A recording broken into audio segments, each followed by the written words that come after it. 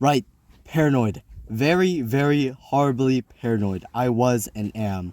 But why will you conclude that I am crazy? The illness had keened my instincts, not decimated, not weakened them. I heard all from the center of the universe to the farthest clutches of space. How then am I crazy? Behold, and realize how calm, how sane, I will tell you the whole event. Up until that day, I had been living a perfectly normal life. I had loved the Unk. He had never wronged me. He had never crashed out on me. For his luck, I had no desire. It was the Jugg. Yes, the massive jugular. Whenever I hear its pulse, I convulse in pain. And so, every night, at midnight, I walked up the stairs to the couch where he slept. I cautiously opened my flashlight and shone it at his pulsing jugular. At the sight of it, I explode with anger, but contain it, for I had to be patient. I did this for many a night to come.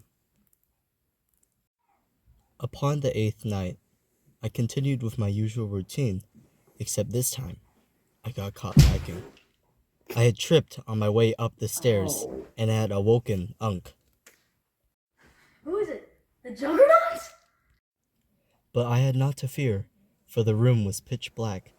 For the next 5 hours, I slowly crept closer to the couch where the old man sat upright, looking into the dark.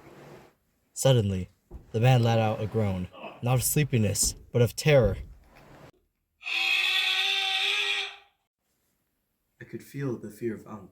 I imagined his mind going through all the excuses of whatever he had just heard. It was merely the wind, Hopefully it was just the wind.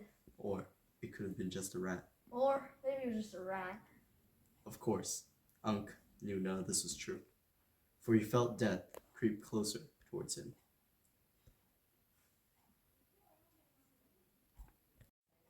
I felt that he had not calmed down, so I turned on the flashlight and shone it towards his neck. That was when I noticed the protruding jugular.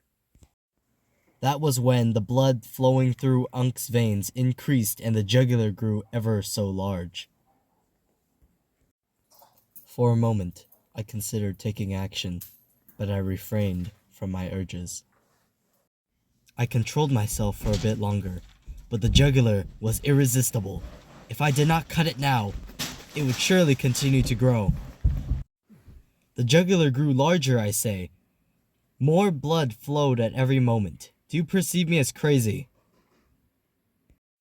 With a roar of Spartan rage, I jumped Unk. I unleashed the beast as I drew a box cutter from my pocket. I viciously fought with Unk with an intent to end his miserable life. Go. In an instant, it was over. I had slit the throat of Unk. I calmly observed as his jugular shrank in size, eventually disappearing. To make sure the deed was done, I placed my fingers onto the spot of the jugular. The blood had stopped flowing. Unk was dead. I took the necessary steps to hide the corpse. I dragged his body down the stairs. I took out a crate and threw his body inside. I dumped acid inside of the crate to dissolve his body. I then carefully took out the acid and took out the remains of Unk. I threw his remains in a bush as I had no respect for him. Nobody, not even Sherlock Holmes, could know of my doings. Suddenly, I heard a knock at the door. It was the Juggernaut's.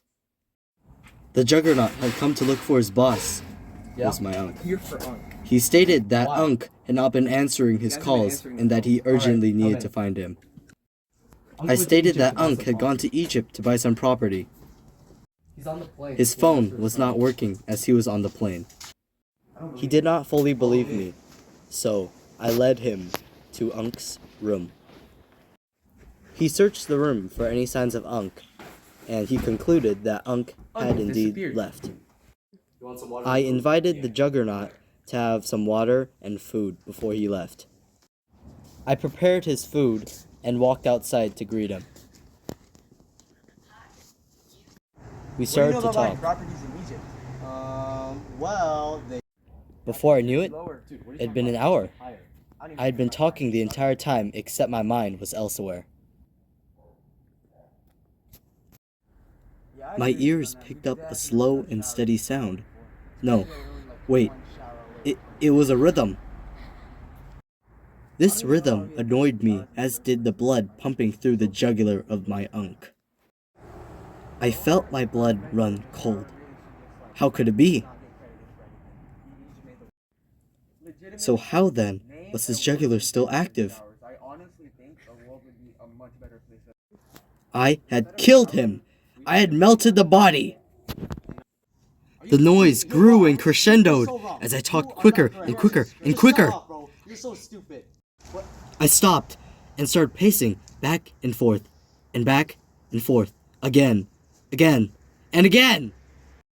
The juggernaut continued yapping as if I were invisible. No way. It couldn't be. He had known all along. How? How could he possibly have known? Unk! He had known! He set me up! I had to escape! Monster! Wait no longer! Here it is! The pumping of his repulsive jugular!